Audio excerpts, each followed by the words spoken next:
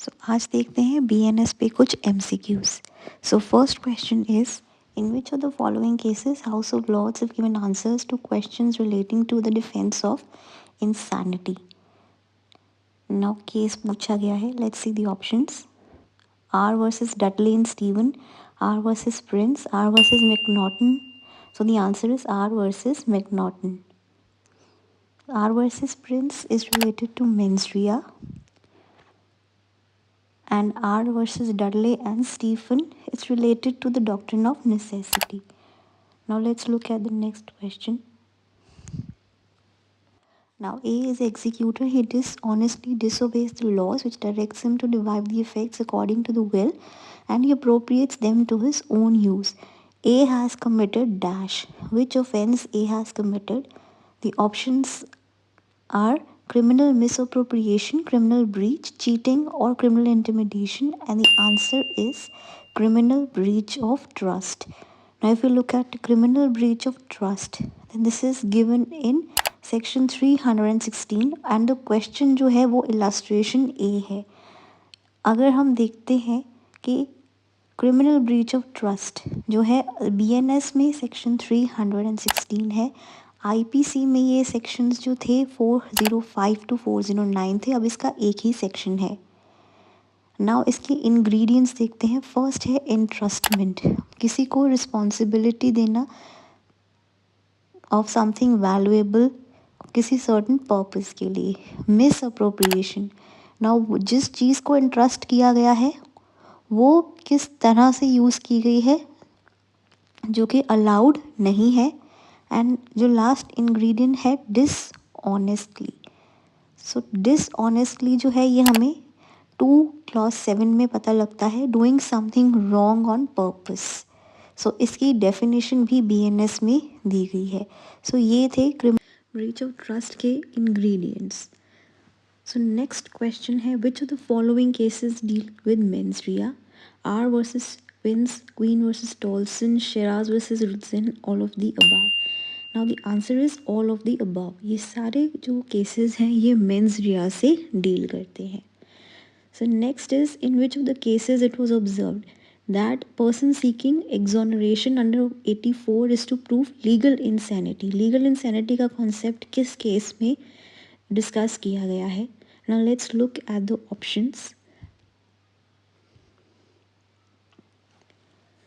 CM Sharma versus state of MP, Abrar versus state of UP, Surendra Mishra versus state of Jharkhand, Geeta versus UP, and the answer is Surendra Mishra versus state of Jharkhand.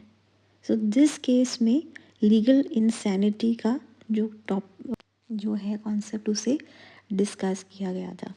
Next question, in which of the cases supreme court ने observe किया कि compulsory death sentence for murder committed by life convict undergoing imprisonment for life, ये section 303 है, ये violative है article 21.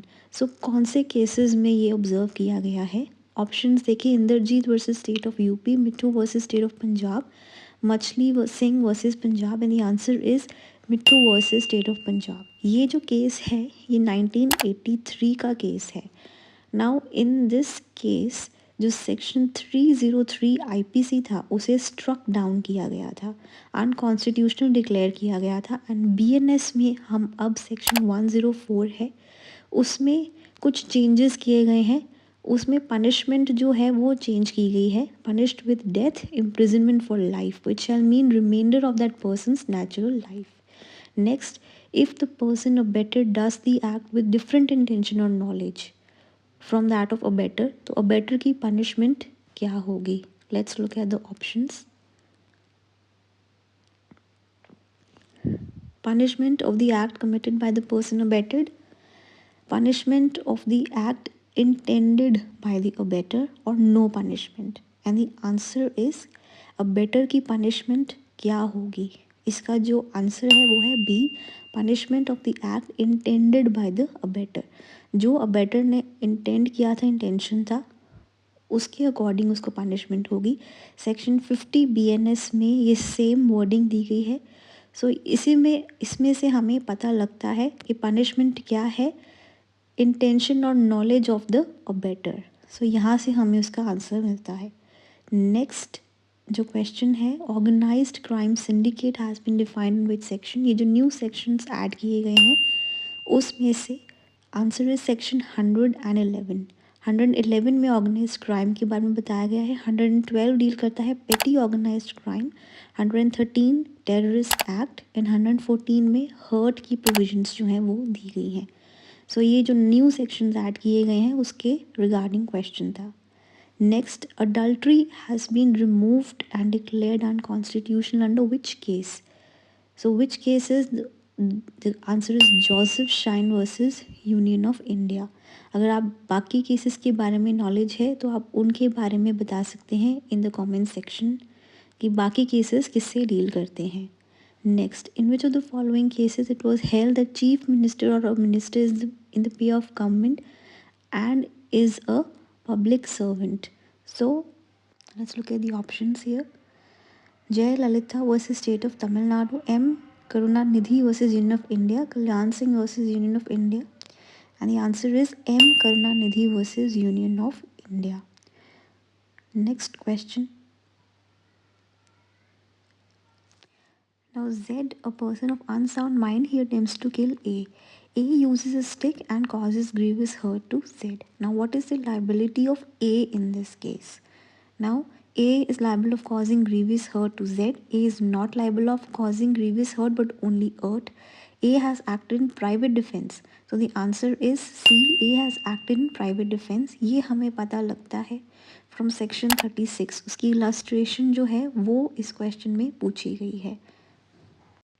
So for more such videos, please like and subscribe to the channel.